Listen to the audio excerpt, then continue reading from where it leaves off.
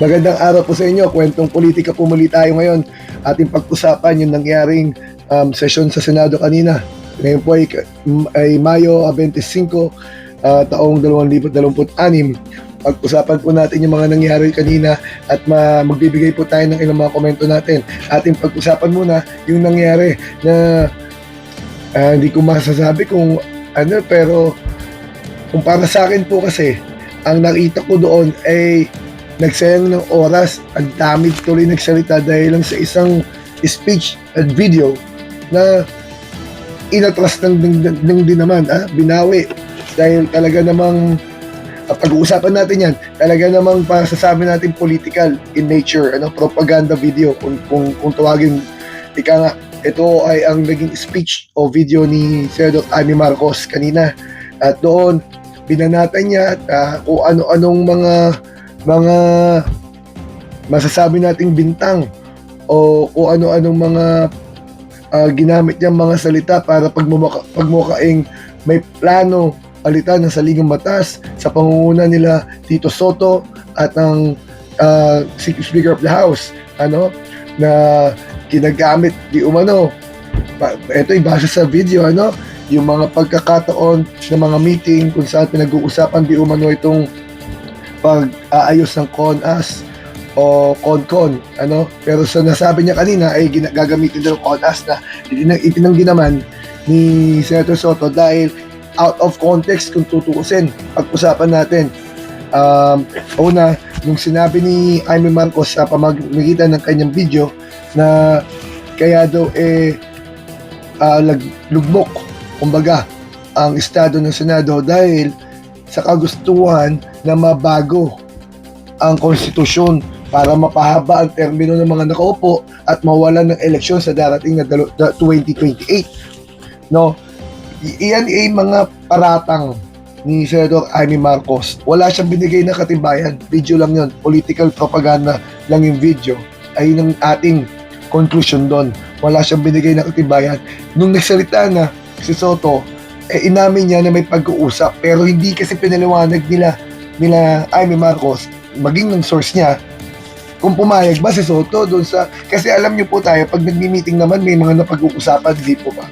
At ito nga si Senador Soto, inamin naman niya na may meeting at nadaanan yung pag-uusap na yon, pero ang dulo doon, wala naman siyang sinang-ayunan, kaya nga hindi nga niya binigay ang impormasyon sa kanyang mga kapwa-senador. At katunayan, nagsalita ang maraming minorya sa kanila, nagpapatunay na wala naman talagang pinag-uusapan na gano'n. Bakit pa kasi kailangan nating idaan sa ganitong propaganda video kung talagang gusto nila yung CONAS, kung talagang gusto nilang pagbabago ng konstitusyon, dapat kung mayorya sila, sinimulan na nila. Diba? Ang hawak ng constitutional amendments noon, ng komite, ay si Senator Kiko Pangilinan, pero siya man ay nagsabi na wala naman na bill o wala naman nagsusog ng mga ganung panukala. Kaya nga, matapos ang mga drama, matapos ang mga speech at mga pagbibintang at mga pinagsasabi ni Senator Amy Marcos, nakakatawa ito si Amy, nagsalita sa pangunguna ni Senator Miguel Zubiri na doon nga nilevel niyang political video. Propaganda ang pinakita ni Amy Marcos, kaya naman nag-motion siya to para mabura itong video doon sa kabuuan ng speech ni Amy Marcos. Pinapa-strike out of the record niya. Kasi nga naman, mayroon naman rules kasi doon sa Senate, yung Rule 34, Section 93 hanggang 94, yung Section 93, pinapakita doon na kung ano man pong mga lengguwaheng hindi nararapat na makaka-offend sa kapwa senador at ang mga pananalitang unparliamentary, ang mga galaw na unparliamentary ay hindi dapat pinapayagan doon sa sesyon. Ginamit kasi ang plenaryo para sa mga sariling propaganda nila na wala namang katibayan. Kaya napaso tuloy siya, nakakuryente siya sa sarili niyang source na bandang huli inamin ni Senator Ping Lacson, siya yung source kasi siya yung nagkwento sa source ni ni Amy Marcos for the sake na nagkikipagkwentuhan na, kasi kung seryosong usapin yun at sensitibo yun, hindi nga naman niya yan basta-basta ibibigay.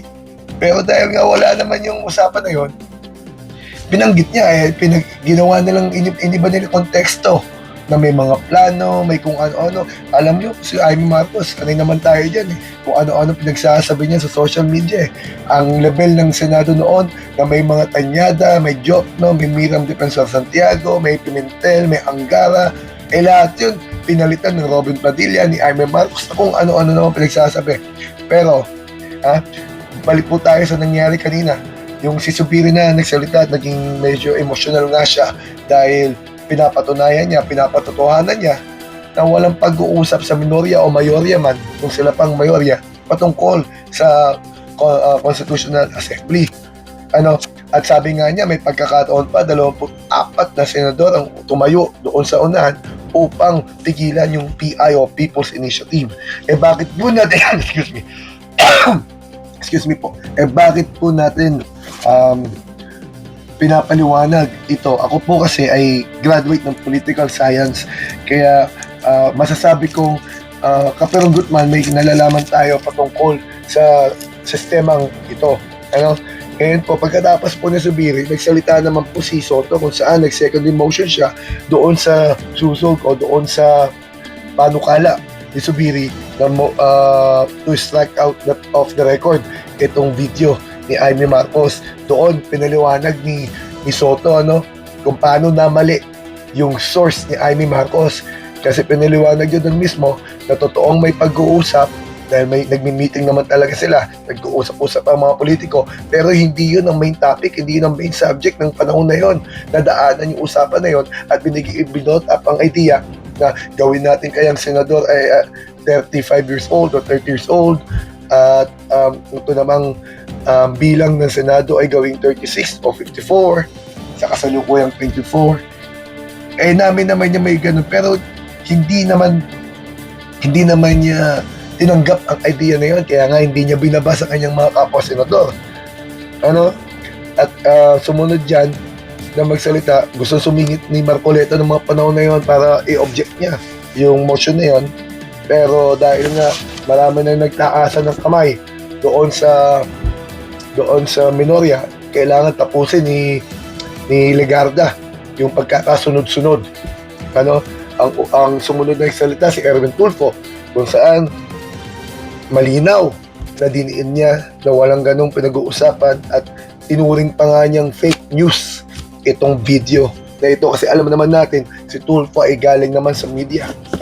Obvious naman kasi na propaganda, political propaganda yung video na ginamit ni Amy Marcos.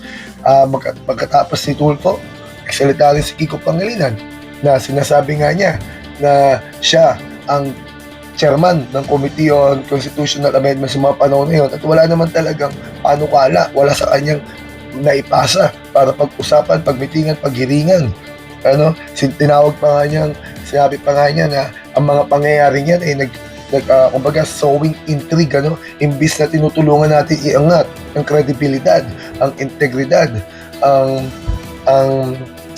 dignity ng Senado, nagiging paraan pa tayo para magpamahagi ng mga disinformation sa pamamagitan ng mga video propaganda na ganyan, na nagagamit to sow intrigue. Malinaw naman kasi na si Pangilinan bilang siyang committee noon o chairman committee noon, dapat malalaman niya kung may mga nagtatangka na magbago ng konstitusyon dahil dadaan sa kanyang opisina. Subalit wala nga. Walang ganong pangyayari. Suma total nun? Talagang etong si Amy Marcos, gumagawa ng intriga, gumagawa ng galit ng tao para hindi paniwalaan ng gobyerno, gumagawa ng pagdududa, imbis sa tulungan ng proseso.